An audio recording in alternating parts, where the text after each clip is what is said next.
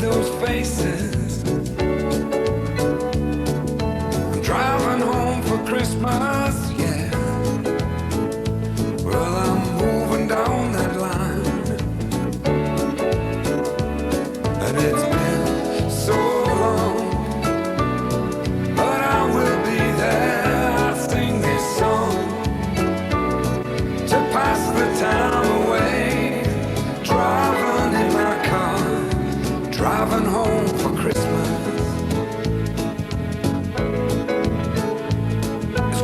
Right, well, good evening, viewers. Welcome to St Mary's Church, and we're here with the Reverend Chris Savage, who's come across from Basingstoke to see us this evening. Chris, what's going on this evening? Well, Alan, tonight is actually quite historic. It's the first carol service ever for the Andover District Chamber of Commerce and the Association of Andover Industries. Now, you say I've come from Basingstoke. As industrial chaplain, I cover Andover as well as Basingstoke, being industrial chaplain in North Hampshire. And I work very closely with the commercial organisations in the town, and those two organisations are working closely together. And tonight's the first time they're having a social and a carol service to boot. I hope they're all in good voice this evening. Oh, I think they are. If they sing as well as they speak, we've got no problems. We brought the Bishop of Basingstoke over, whose area this covers, and my industrial mission group is involved here. They'll be one of the readers. The other readers will be representatives of both organisations. St Mary's is quite a splendid church, isn't it, really? I used to sing here when I was a little weenie, many years ago. Well, we haven't got time to bring that out in the sermon, you'll pass, Alan, but I think it'll be rather very good. But isn't it lovely you can remember that? Because at Christmas time particularly, the church evokes so many memories for people, and it's a splendid building, and they're very helpful, and we've had many services here. I'm glad they didn't knock it down, because it was rumoured a few years ago they were going to knock this place down. Well, no, what you can do with a building like this is adapt it. It is, as you can see, very important for the town. There was a carol service here an hour ago, and it's used extensively. Okay, splendid. Well, we'll catch up with a few carols going on, and hopefully talk to you later.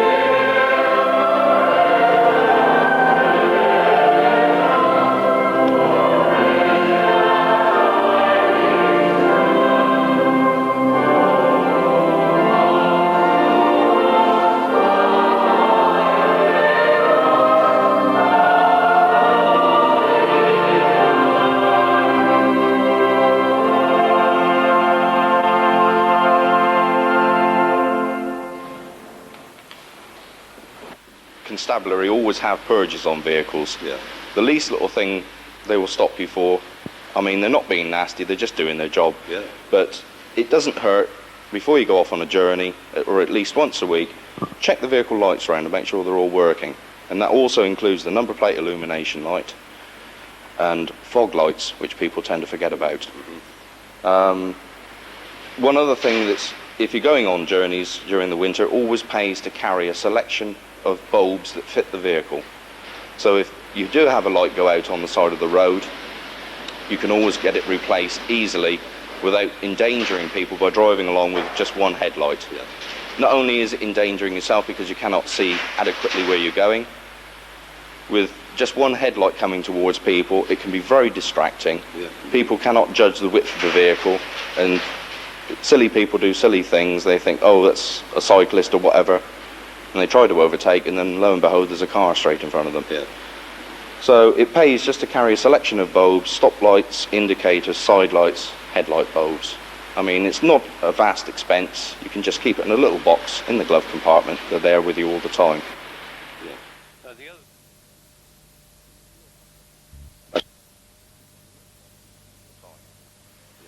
The other thing is that there's a bit of a purge on tyres. I see this the constabulary going around checking tyres at various spots. Yes, yes. It's another important item of the vehicle, especially in the winter. The tyres on the car need to be in good condition. Basically, when you've got a lot of water on the road, if the tread depth is inadequate, then the vehicle is literally lethal to be on the road. Yeah. I mean, go into a corner too fast, brake too hard, the car just aquaplanes. It sits on top of the water and slides. And once it starts doing that, there's nothing you can do about it. You're in dire straits. So it pays to keep a good check on the condition of the tyres. On that I mean the condition of the side walls of the tyres, to make sure there are no bad cuts, splits or cracks. The tyre tread depth, and also the tyre pressures, because they are all very important. I mean, there's a classic example here of a tyre which really and truly is no good.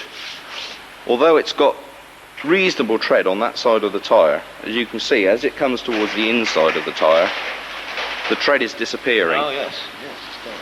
And you're getting down to bald areas on the tyre. Now, it's a classic example of a car being run with the tracking out. Yeah. And the problem is, because it's on the inside of the tyre, 9 times out of 10 when people have a quick cursory look round the tyres, they don't necessarily see the inside wall. Yeah. So the thing to check on the front suspension when you're going to have a look at the tyres is turn the steering on a full lock, have a look at the inside edge, just to make sure that it is okay. And if you're in any doubt whatsoever, just pop your car along to a local garage or tyre centre. Just get them to check the depth of the tread. I mean, it's a simple enough thing. I don't know whether or not they would charge you. I can't honestly say. I know I wouldn't bother to charge a customer if they came in, but I mean, just to have a quick look at their tyres to let them know that they are going to be safe for the winter. Literally 5 minutes and they're off again. So, I mean, it's a simple thing to do. But It could save your life. it could save your life. It can also save you a lot of money and a court case. You're saying about with the winter coming in and the snow and the ice on that, if you do have a breakdown, there's a few little hints to have there, isn't it? Well, yes. I mean, the other problem that a lot of vehicles suffer with during the winter is as soon as the cold weather gets here, the battery dies. It's not an expensive item, but I mean, you could buy yourself a cheap set of jump leads, which are a handy thing to keep in the vehicle. I mean, if you're stuck in somewhere like one of the car parks in town, you go out, you turn the key, nothing happens. I mean, 9 times out of 10, there will usually be a kind Samaritan around that will give you a jump start off of their car. But the thing is, if you haven't got any equipment to couple up to it, then you're wasting your time anyway. Jump leads. Easy enough thing to get hold of. You can buy these anywhere. If you're in a situation where the battery is dead flat and you need to get a jump start off of somebody, the thing that you want to make sure is that you couple the battery up the right way on both vehicles. It's easy enough to do. Your red lead is always the live lead, and that goes to the positive side of the battery, which is the side of the battery that is usually got either a red lead to it, or the battery should be marked with a cross, which indicates the positive side of the battery. Right. So the positive lead goes onto the positive terminal, and the black negative lead goes onto the earth terminal of the battery. Okay? Right. Likewise, when you're coupling up to the other car, they go on exactly the same way around. Yeah. And if the battery has gone down considerably, there are two ways that you can sort this out. You either need to couple it up to the other vehicle and have the engine running on a fast tick over for a few minutes before you try and start it, because you need to get a certain amount of charge back into the battery. Oh, I see, yeah. Otherwise, all that's going to happen is you will discharge the battery you're connected to straight into this one. So there's two of you stuck in the and you'll side. drain both of them down. Right. Alternatively, when you couple up to the other vehicle, instead of coupling the earth lead to the earth side of the battery, put it onto the engine somewhere where it makes a good earth, making sure that what you've connected it to isn't connected to rubber or anything, because you need to get an adequate earth. By doing that on that way round, you're putting a positive charge straight into that side of the battery. Oh, I see. But you're actually earthing through the vehicle engine, and what it will do then is it will allow more power to go through the battery rather than trying to recharge the cells. I see, yeah. Well, that's a new one. I never heard of that Yeah, one before. it's an easy way of overcoming the problem that if the battery is dead flat, Yeah. that you don't spend time trying to charge that one up before you can actually turn it over, because you'll find that you'll get a direct feed straight off of the other battery. Yeah. Like I said, otherwise, if you couple it up that way round, run the engine for sort of 2 or 3 minutes off of the other vehicle that's on a fast tick over, just to get some life into that battery, and then try and start your own vehicle, but making sure that you've turned everything off, like the lights and heater blower and things like that, to give it a fair chance. Yeah, great. The other thing you were saying about always take a blanket in the back of your car. It's another very useful thing, Tony. I mean, if you're unfortunate enough to get broken down in very bad weather, we all know what it's like. If the weather gets exceedingly bad, there's a lot of breakdowns on the road. The emergency services get snarled up, the AA, the RAC, your local garages, they're all out on a lot of breakdowns. You could be stuck on the side of the road for some time. If you've got people in the car with you, small children or elderly people, or even just an average person like yourself and me, I'm pretty young. you know what it's like when you sit in a car for any length of time in the winter. It gets really, really cold.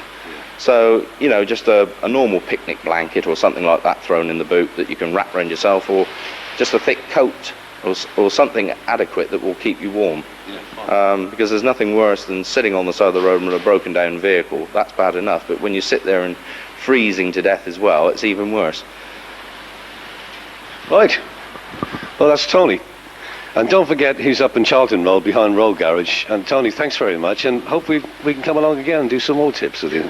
Sure, no problem at all. Okay, Bye-bye now. bye.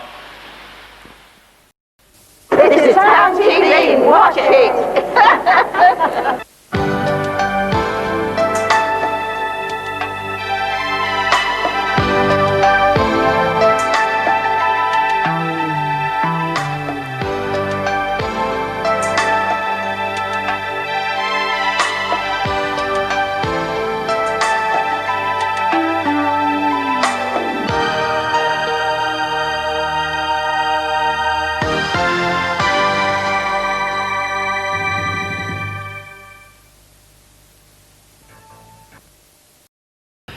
Well, Merry Christmas, Andover. Hope you're enjoying this week's show. Look at it, 10 to 9 in the morning. Here we are in Andover High Street. It's a Friday before Christmas, and still pretty chilly. We've been working all night, and people say to me sometimes, what do you wear those glasses for? Well, I tell you what, if you worked on Town TV the hours we do, round the clock, 10 to 9 in the morning on a Friday, perhaps you'd probably say put them back on again, because your eyes tend to go after a while. You're editing and you're filming, and Steve's doing the camera work, aren't you, Steve? Very busy. Very busy, yeah. Especially this time of year. And with Christmas trees and everything like that, we have to go filming them, you see. We're getting in the Christmas spirit of things already, aren't we? Well, almost. But anyway, morning Andover, here we are. What's next? Oh, I tell you what's next. Do you remember the Christmas tree competition last year? That was good fun, wasn't it? With all the little... No, it wasn't. No, it wasn't much fun. Oh, was it? Oh. In fact, well, if you remember the Christmas tree competition, we'll bring you that in a minute. But Steve's just reminded me that we had this very famous Andover guy in, who you probably don't know. His name's John Deacon. Now, John did a song for GMTV about a year and a bit ago, and the producer liked it so much that he became successful in England and in Ireland. And in Ireland more especially, I think he's had a #1 record. Well, Tony Murray had a little chat with him in our studio. So we'll bring you the results. I think you'll find this is a really fascinating story. Anyway, over to Tony Murray and John Deacon.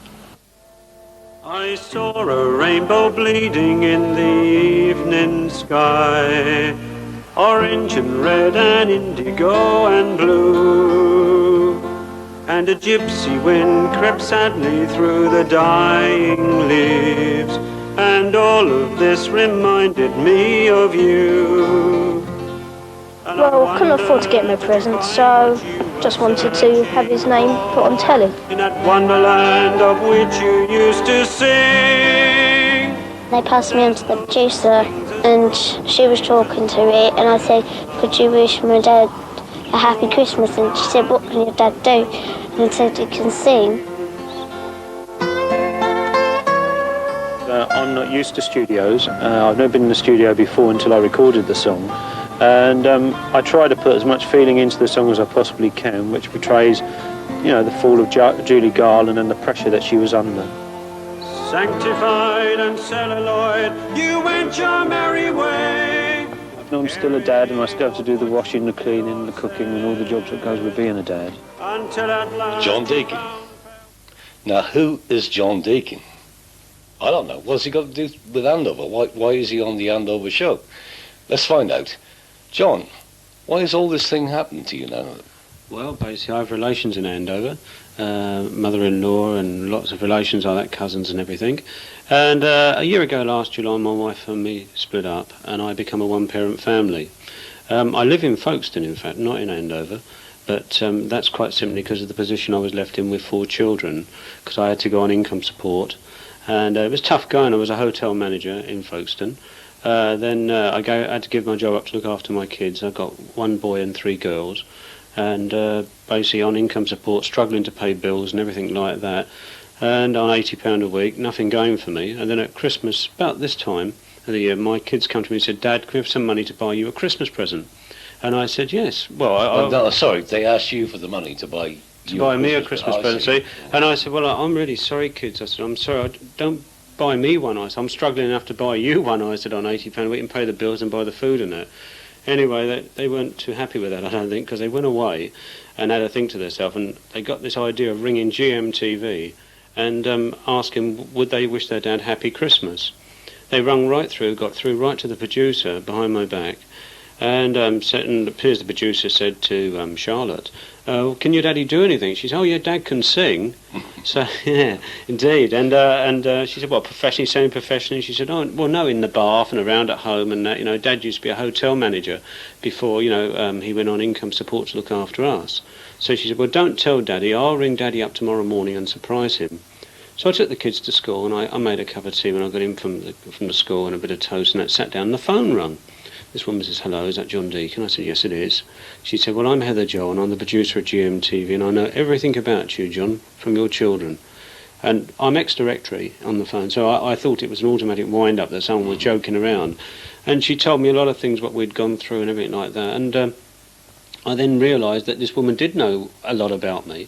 And she said, all I want you to do is just sing for me down the phone. Will you do that for me? On the phone? On the phone, exactly. I mean, you must be asked some funny things in your life, but never to sing down a phone. And I said, well, OK. I said, what do you want me to sing? She said, well, anything. So I said, well, I think what came into my head was Love Changes Everything. And I said, well, OK, I'll give you a bit of that. And she said, go on, you just go ahead. So there I was, standing with a phone, singing down this phone. And after a few lines, she said, stop. So I said, why, what's the matter? She said, you're on GMTV next Tuesday. He said, with a voice like that, As quick as that? As quick as Just that. over the phone? Straight over the phone, as quick as that. Amazing. And then I found myself whisked off to London. This would be the Monday before Christmas, the 20th of December last year, with the 4 children. We stayed in the Drury Lane Hotel in Drury Lane. Next morning, taken off to the studio, and I was on the show singing to about 3 million people. With Paul McKenna, you know. How did you feel about that? Were you very nervous? What made it worse was I felt bad enough. You know, the old legs were shaking, hands and that. But when you're in GMTV, obviously that's a wall behind where they sit. There's not really a window there. And I was standing behind the back, and one of the sound editors was there with me. She said, "Don't worry about it, John. There's only about 3.5 million people watching you." God, I really didn't need that, like, you know. And after anyway, I got through this song, and to be honest, I was quite glad it was over, you know, after. But once you've done it once, you want to do it again. It's a hell of a buzz, like, to be able to do that. It's a bit of a drug, It is, you know. And after I come off the show, Radio Kent, Sussex, Surrey, and Victor Radio, right up as far as Shropshire, mainly BBC stations, wanted me to go and sing on their radio stations, which I did. And then I had this funny... Did you sing unaccompanied? Unaccompanied, just grabbed a microphone and just sung, you know, nothing, no musicians or anything with me. And then I had a strange situation because people kept ringing in and saying, "We want to hear this man more," like. And I had to go back all over them again then, and back to Radio Kent, Sussex, Surrey, and back over them all again. And then Woman's Realm done a story on me in last April. Woman's Realm magazine. Right. And then out of that, Radio 4, BBC Radio 4, Woman's Hour, Julie Murray's show, wanted me to go on her programme up at BBC, Broadcasting House, on May Day, which I did. And I went out there, and it was a hell of a thing to be up at BBC, you know, to be singing in BBC, and people... You know, were you still unaccompanied then? Still unaccompanied, yeah, nobody with me. And out of that, because I'm of Irish descent, my mum was Irish. There's nothing wrong with that. That's very good. Double about it. No, well, that's what I'm saying. So, of course, a lot of my life I've been over and backwards and forwards, going over to Ireland and what have you. And I didn't realise it, but there was a researcher for Kenny Live, an Irish TV programme, listening, you know that one. And I got back to folks, and the phone rang. She said, "Hi, John, I just heard your interview on Radio 4. So I said, "Oh, thank you." She said, "Well, I'm Catherine Cahill, and I'm a researcher for Kenny Live, and what are you doing on the 13th of May? I said, "No." She said, "Well, you are now, because we're going to fly you out to Ireland, give you a week's holiday down in Kerry with your people, but before that we want you to come and sing on Kenny Live for us. And you can bring the kids, and we'll put you in the Montrose Hotel in Dublin." So we flew over, and then I found myself singing. That's where I had my wedding reception. Was it? The Montrose Hotel. Nice place. Yes. Very impressed with that. It's good, isn't it? Yeah, we will later on. And then I found myself going into RTE and all the big stars there, and all of a sudden she said, "Well, by the way," she said, "while you're singing, you're on with Sean Bean tonight, the actor." I couldn't believe it, like, you know, because we've seen him in Sharp and Woman's Guide to Adultery and all the big films and shows that he's been in. And there I was with him and Colin Meaney, who was in Star Trek, and Paul McGrath, the Irish footballer, was on the same show. Anyway, we come off of that, and we went down to Kerry, and I done Kerry Radio, Limerick Radio, Cork, and all around. And we come back, and, you know, we just took it as it come, really. It was just so nice to be able to go home again and see all my folks and that at home. Come back, and then the phone rang again. It was an Irish record company called Cross Border Media Records, a man called Oliver Sweeney. And he said, "I was very impressed with your voice on GMTV." He said, "But now I've heard it on Kenny Live, you've made my mind up for me.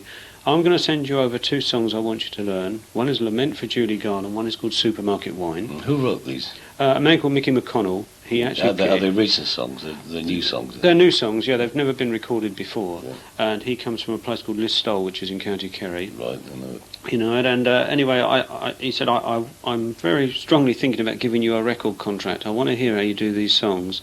So I learnt them, and then he rang me up, it'll be end of July, and he said, "Right, your tickets are at Stansted Airport, I'm bringing you over to Dublin, and I'm going to hear you, and if you're good enough, then we make a record."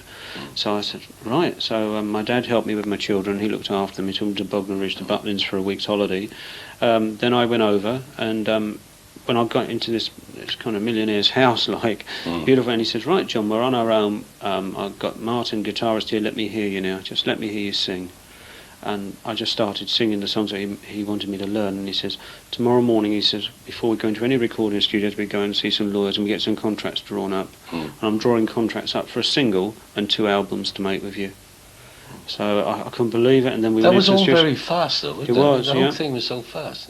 It Do you was. feel as if the whole thing is spinning around your head still? You know. Well, it is a bit, I suppose, really, because I've been on so many things and done Yeah. so much in 12 months. You know, where people have been going for years and years and years and not got a recording contract. You know, and anyway, we made the record and it was fine with all the musicians on it. I came back, then I was asked to go. No, then I went in Me magazine and Hello magazine. Then Woman's, no, get this right now, the Mail on Sunday done a story with me, which came out on You magazine in August. Out of that, UK Living, satellite TV up at Teddington Lock, wanted to do a thing on me, which they did. Yeah. Then I went on Sunrise with Sky, and then Meridian TV wanted to do a story on me up at Maidstone. That's where the music come from. And Did that come from the Meridian thing? Did that come from the Andover connection? No, it didn't. No. Basically, it come out. The Meridian thing. Well, hard to figure. They just found me. I think really just heard me, and it came on like that because I was on Radio Kent as well again. And now the situation is that I'm lined up to go on Barrymore's show, and Good Morning and This Morning, the magazine programs want me on. I go back to Ireland now in January to make my album, the first album. Then I'm due to fly out to America in February. To do 60 Minutes, a big show over there. Yeah, it's a huge show over there, isn't it? It is, you know. That could be the making of it. Well, it'd be smashing if it was. I mean, it gives me and the children a great start. I mean, it's been unbelievable. Like you said, it's like a whirlwind, really, the way it's worked. But especially the fact that your kids done it for me. They started the whole thing off. It's just this surprise. is the main thing about it. And you were totally unaware that they were doing That's all right. I never had a clue. And I mean, to be honest with you, how many? It was odd that she could get right through to the producer. Yeah. You know, and she's only 10. And the producer actually took note. Well, it was the producer who had done it, really. She just said, "Could you wish Dad happy Christmas?" Yeah. And she said, "Can your dad do anything?" And she just mentioned, because I'm always singing around home and driving them mad with all my songs and that, and ballads and that. Because I love John Denver type of music and all that, country roads and all that. But now it looks like our future. I mean, at the end of the day, I'm still a dad.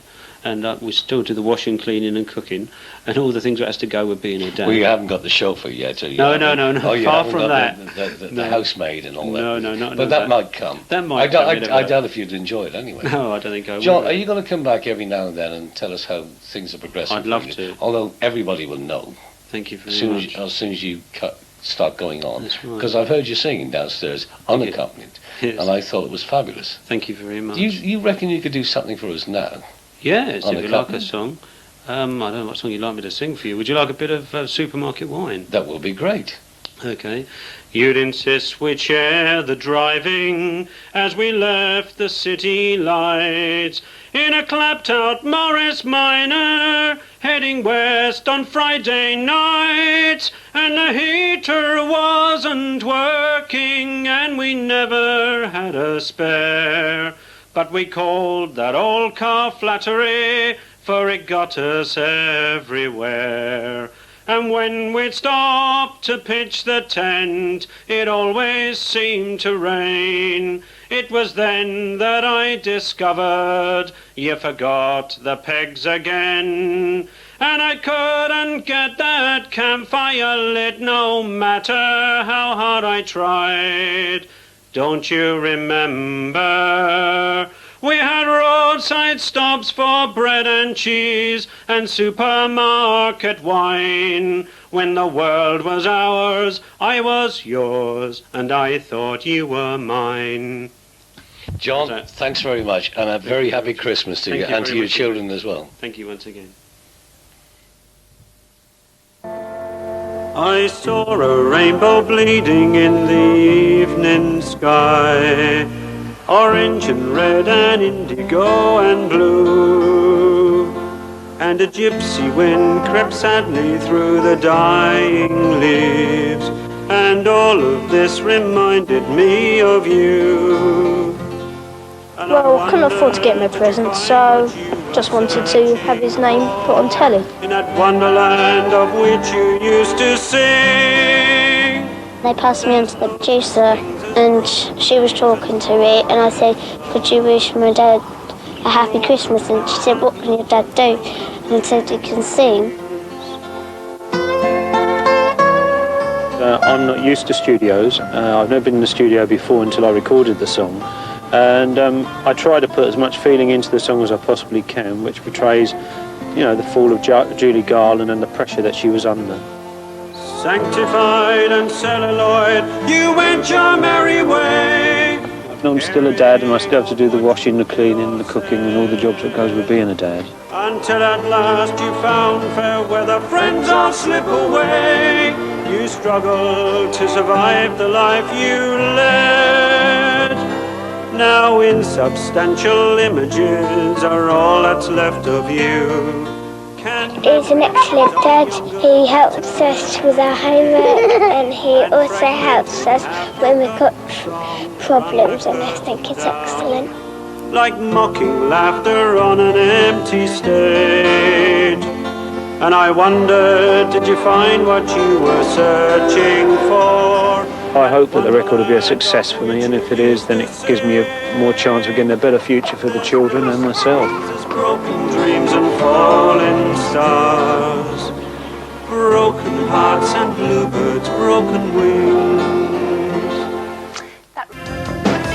Looking for a mobile phone? Then look no further than the Mobile Phone Shop. The Motorola Classic at the moment is only £49.95, inclusive of VAT and connection. And if you purchase this before Christmas, you will receive £10 worth of free calls per month for 6 months on the low user tariff. So why not come down and see us now at To the Broadway, Andover. That's the Mobile Phone Shop, To the Broadway, Andover. Telephone number 336644.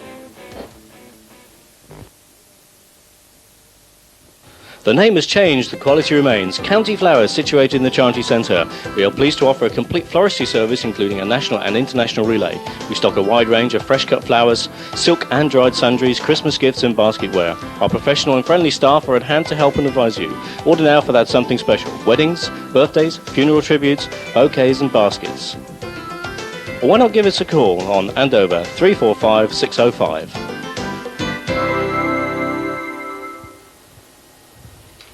One of Andover's famous landmarks, the White Hart Hotel in Bridge Street, is now under new ownership. Look out for the opening of Simon's Wine Bar and Restaurant in early December. A large function room is also available. Phone Andover 352266 for details and Christmas bookings. Well, morning viewers. It's a cold, quite a Christmassy morning this morning. A clear sky, and we're up on the Walworth. It's quite, isn't it? It's quite huffy, Steve. Huffy? Huffy.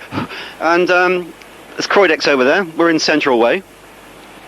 And this is Lee Filters behind us. And we're going to go meet with Eddie Raffel, who's the boss here. And we'll find out what Lee Filters do. Well, we know because we're in the industry and they make filters for cameras and, you know, E.T. and all those big movies like Good Morning Kenyans, all these big movies like Superman. Well, they all use camera filters. And to get all those wonderful colours that you see. And there's Steve blowing huff all over me. But anyway, that's what they do. They make all these wonderful filters. And we're going to go and find out exactly how they make them. And wish them all a Merry Christmas from Town TV. So step this way. Do you like my jacket, Steve? It is. It's Bravo jacket. It's quite nice, isn't it? What do you think? Well, Alan's gone. So it's me.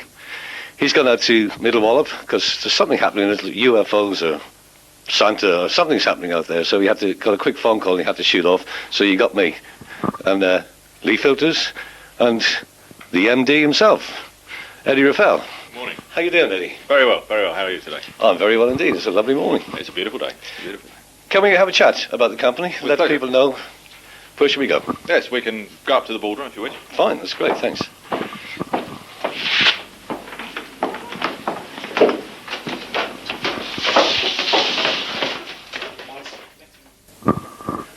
Right, we're in the boardroom, Lee Filters now, with Eddie Raffel. Eddie, how long has this particular bit been built? Because this wasn't here a while ago, was it, this boardroom? No, this particular part was only built a few years ago. The reason we built it is the front reception of the factory had been standing long before we came here in 1974. And the woodwork, when we stripped back the woodwork to repaint it, we found there was no wood beneath the paint. So the idea was we had to really start again. So the best thing we decided is we needed an executive boardroom where we could hold seminars with local photographers and camera clubs, we felt the best thing to do was to create as much space as we could. So we created a new reception downstairs and had the area on top totally utilised, as you can see here, into this It's a fine, bright room, though, isn't it? It's ideal for that purpose. It's perfect for the purpose. It gives you a nice view onto the estate. We're very pleased with it. It's been very functional for us. What exactly do you do here? We make lighting filters and camera filters. We started lighting filters first. We came here, as I say, in the last couple of months of 1973. And the lighting filters are in fact used, if you'll watch any of the television programs in colour and you see the coloured backdrops, more often than not you'll be seeing Lee filters, or the effect of Lee filters on lights projected onto those backgrounds. Okay. Also, in the film industry, they need filters to match all the different lights that they use to make them all look the same. So they use special filters for that in the film industry, and I'd like to suggest we're probably the world leader in making that particular type of filter. It's used in Shepperton Film Studios, Pinewood Studios, it's used in Hollywood, in Los Angeles. Lee Filters is probably known in virtually every television station and every film set in the world. You do a lot of travelling around the world. Yourself personally, you do a hell of a lot of travelling, don't you? Well, yes, one has to do that because the market is so many different far-flung corners of the globe. You have to go there to talk to your agents over there to sort out problems, and also I think it's very good for the customer, the consumer, to actually meet the people from the factory, discuss face-to-face any problems that they might have, or hopefully hear that there's been no problems, and normally we find that's the case. You do a lot of exhibitions and things as well, don't you? We do. This year we've had ourselves represented in, as well as London and England, we've been to Holland, France, Germany, Los Angeles, New York. Those are the ones I can think of. There have been some others. How many people have you got working here? Here we've got possibly about 75 people. That many? 75? Yeah, 75. Yeah. And was it always that many? I mean, have you built up to this? Oh, we've built it up to this. I remember when I first came here with the original managing director, there were just the three of us. And it's slowly built up from the lighting filter that it was then into camera filters as well. And that's what's increased the population. Can we go and have a look at some of the things that's going on and meet some of your staff here? Yes, with pleasure. If you'd like to follow me. Thanks. Shepperton, yes. Shepperton,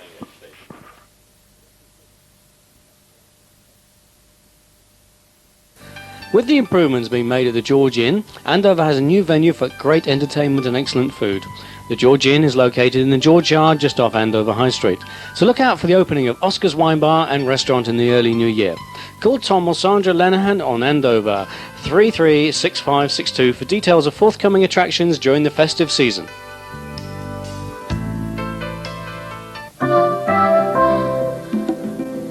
Check this out for a chemist.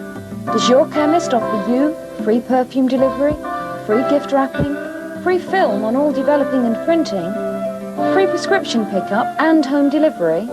Cooper's the chemist does. So why not call in to 27 High Street, Andover. Telephone 352 400. And now this week's special offers.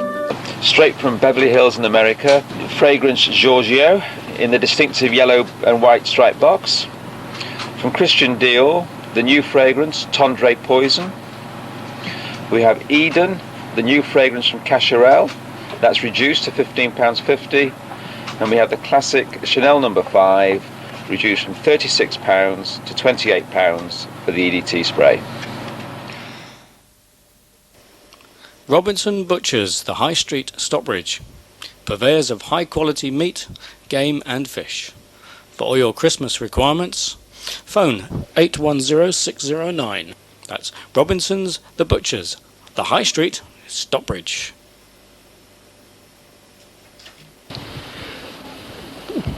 Well, the advertiser offices is behind us, and we thought we'd bring you the news from the advertiser, hot off the press. There we are, Steve, population explosion. I mean, you've got nothing to do with that. But Andover's population could soar to over 50,000 in the next 15 years if the county blueprint for housing development is accepted. There we go, that's quite interesting, isn't it? 2,500 to 7,500 new houses added to the town in the first decade of the next century. How about that? Well, yeah, I suppose we could do with a bit more in Andover. But, yeah, quite interesting. Anyway, what else is on the paper? Liberal Democrats celebrate another victory. Flatsburger, Widows Carol singing. That's a bit mean, isn't it? That's from Whitchurch. Let's have a look inside here. Well, there's all sorts of things. I suppose really what you should do is go and buy the Andover Advertiser, I suppose, and have a look at it. Ken Dykes did a very good piece for us a couple of weeks ago. We had loads of response from that. So if you've got a story, you want to ring us on Andover 333-983. That's 333-983. And I dare say Steve will put that up about here. But what he's putting that there, do you like my jacket? Do you like my jacket, Steve? What do you think about that? I think it's pretty posy, actually. It's a bit posy. Well, Bravo, look, if I turn around, you can see it. Hang on. The Bravo channel, bless them, up in United Artists, sent me a nice leather jacket for Christmas. I thought that was quite good, because we do a lot of work for them. And so anyway, if you want a present for Christmas, and this is the next link into our Christmas turkey competition. And you can win a Christmas turkey on Town TV if you've got the best Christmas tree in Andover. So, I don't remember last year, Reg Presley went rushing around with Steve in our truck looking for the best Christmas tree in Andover. It's pretty impressive when they're up the high street. That's not bad. There's a few on top of the lampposts, but there's one even on the Danebury. But if you think you've got the best Christmas tree in Andover, all you've got to do is ring us on 333-983, or if you know of somebody who's got the best Christmas tree in Andover, ring 333-983. And what we'll do, we'll come around the bridge, we'll drive around Andover, film a few of your Christmas trees, and the one that wins is going to get a big turkey, and Reg Presley himself will come and present it. Okay, it's not as big as the National Lottery. We're doing our best on Town TV, so that's what we'll do. Reg will come and deliver you a turkey for the best Christmas tree in Andover. So ring 333-983 for your nominations. Okay, take it away, Steve. That one there, through the hedge. Through the hedge. In the hedge. Good morning. Oh, that one's... That's one of those things in the Christmas show. Oh, right, so it is. Well, in case people that are sat at home at the present moment are wondering what the hell we're doing curveballing, Steve's just collapsed the chair. There's another one. We're out and about. Oh, this is that's a nice one. We're out and about tonight. We're either going to do one of two things. We're going to bang on the door, and there's not going to be anybody in. It's 51, this is it. This is 51 Highlands Road. Gardner. Mr. and Mrs. Gardner. We're going to go in and have a look at their Christmas tree. I think is Maggie coming in with us? She's not coming in at all, is she? She's not coming in with Maggie's not coming in with us. So we're going to go in and have a look at the Christmas tree. So, come on.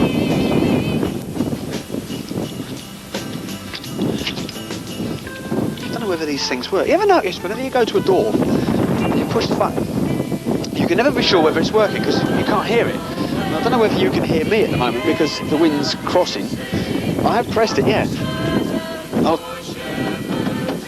that's a really good knocker, isn't it? But, yeah, as I was saying, because we haven't got a woolly sock on our mic, you might be getting a bit of a poor sound quality on it. Aha, here we are. Mr. Gardner, evening, Town TV. Oh, really like this. What have we got in some places? It's cold. Look at your Christmas tree. Come look at your Christmas, yeah. So that smells nice. Oh, it's like that, is it? Right, let's go in and have a look. Fine Christmas tree. This is Mrs. Gardner. She's actually been in touch with us at the Town TV and said, I'd like you to come out and have a look at my Christmas tree. So anyway, Mrs. Gardner, your Christmas tree. Yes. Well, not a lot I can say really. My son picked it. We said it was too big at the time, but no, he would insist that we had a bigger tree this year. So it took us, about 2 hours to decide where to put it. You could have put it up in the middle of the town centre. So, like I say, this room is so small. We normally have it in the corner over there, but we decided to put it here. So. Is it a real one or? Yes, it is a real one. Real. Yes. I say it drives us crazy after a little while, so we do tend to turn it off. Sort of like leave it off. Yeah. Well, we've got a few others to look at, haven't we? Yep. So we'll leave you in peace. Thanks for inviting us in to have a look at your tree. Coming. It's a splendid tree, isn't it? Right, here we are up at Andover Portway, and it's Andover against Darrington this afternoon, and we've been playing well lately, and it's really going well. Got some good goal scorers in. They got John Gomshaw, scored 3 last week, and Roger Hunt, he's a centre forward. He's scored about 40 goals this season, I'm told. But Ken Cunningham-Brown seems to be looking after the team really well. So should be quite a good match this afternoon. So here come the referees and linesmen.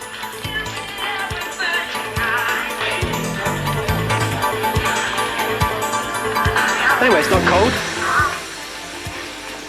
Good afternoon, everybody. Good afternoon. This afternoon we welcome Denton to the Broadway Stadium. 9 straight wins in a row in the league. Yeah. Hoping to make it 10 today. Really? Yeah. John Gunshaw got 3 last week. Yeah, terrific hat-trick, yeah. Yeah, very good. Excellent. So expecting a good result this afternoon? Well, let's say I'll be very disappointed if we don't win. Okay. So where are you in the league right now? We're lying third now. Oh, well done. Absolutely fantastic. Okay. Well, we'll let you go and watch the match and we'll catch up with you half time. Okay, fine. Thanks a lot. Cheers.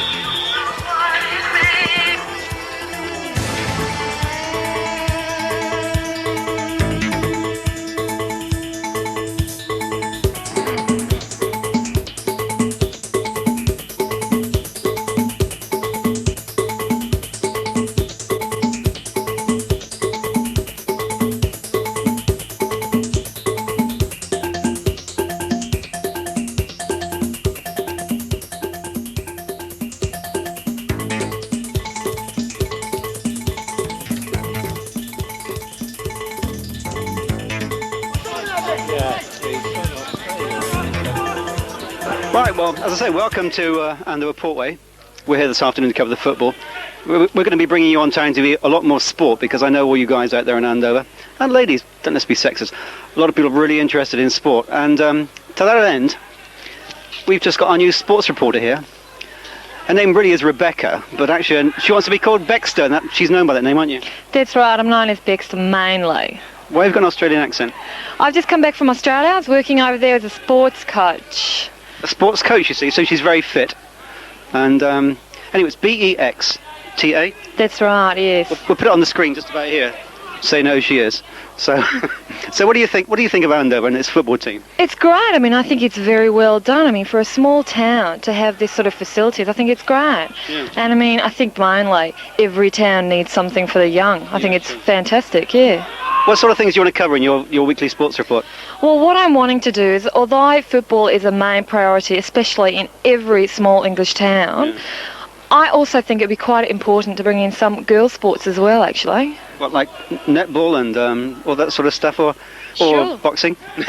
Not so much boxing, you know, the girls would naturally beat the boys. But yeah, I'm hoping to bring in netball and hockey for girls. But I mean, it really is a case of finding the teams and seeing what they think about it. But I mean, I think it'd be great to sort of cover girls' sports. Yeah. So there we are, viewers. If you want to write in or ring Baxter on 333 983 333 983. That's Town TV. Town TV. Ring in and let her know what you want to see on Town TV, because we need a lot more sports, don't we? That's exactly it. I mean, we really want to know what people in Andover are wanting to watch, whether it be boxing or whether it be netball, whatever. We really want to know what you're wanting to see, and we'll see what we can do and see if we can't cover it. Yeah, we're going to try and bring out a half-hour programme every week on local sports and bring you the results every weekend. So, as I say, if you want to ring or write in to us, just give Baxter a buzz on 333 983. Great. Can you remember that number? I'll certainly try. 333 983. I'll have to work on that. Oh, you have to work on that one. Anyway, we'll put it up just about here on the screen. So, all right. Okay. So anyway, give Baxter a buzz, and we'll be with you next week somewhere else at some other location. Maybe New Street Football Club or the Rugby Club, but wherever it is, netball, basketball, whatever. We will certainly try to cover whatever you guys want. Okay. Fantastic. Okay, thanks for watching. Let's go back to the football.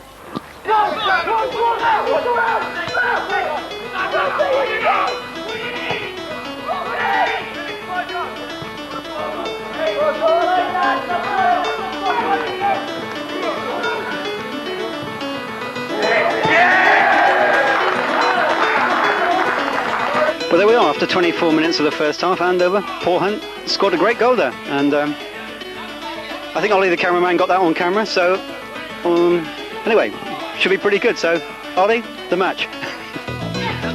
Oh, nice pass there. Number 7. Yeah, Andover just gradually wearing their opponents down by the looks of it. But starting to play really well now after sort of a bit of a shaky start, but they seem to be going really quite well now.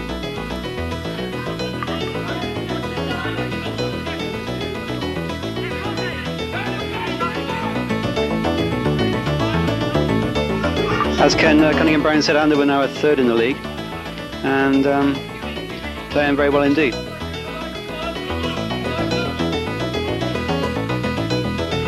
Oh yeah, really going for it now. Number 11 there.